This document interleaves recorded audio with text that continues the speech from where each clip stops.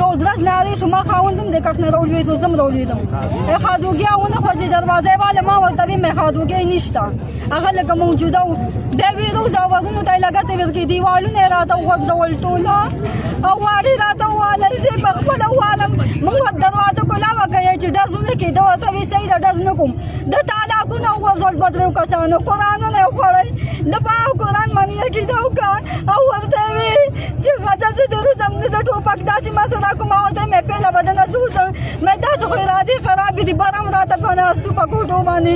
دی ویې نه ای تر اوسه لاس په لاس بس تا باندې درې پرچې دي چې د اوټې شپاکي در باندې کړي، بس بیا به ختم شي. چې زه څنګه دی د باده او د ده باندې لټونه ووالل، بس ده ورته ټوپک راوغورځول، ټوپک یې ورته راوغورځولو او دغه ووتو بهر، سم یې وویستو. دغه دی چې ګورم بیا راوستو یو پولیس والا، زه مو والمه او د ما بچې مو والم. دا څه ټیم و؟ بي بي سهار څه ټیم و ده؟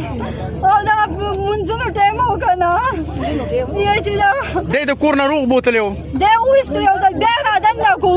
موږ بس هېوادونه بند کړل، په باترومانو کې راته واړه بند کړل. ما ورسره جګړه وه، ما په خښتو باندې ویش کړل، ما ورته ویل څه مه کار چې ما نه ګزارونه وباسئ. او دی ستاسو مخکې ویشتو؟ بیا ما په مخ کې وویشتو او په دلته کې موږ په مخ کې په کور کې وویشتو که نه، خو دی زرو چت کو په مخ باندې ورته کپړه ور واچوله، ما ورپسې زر کړکي کوله او کلمات یې ورته ورکول.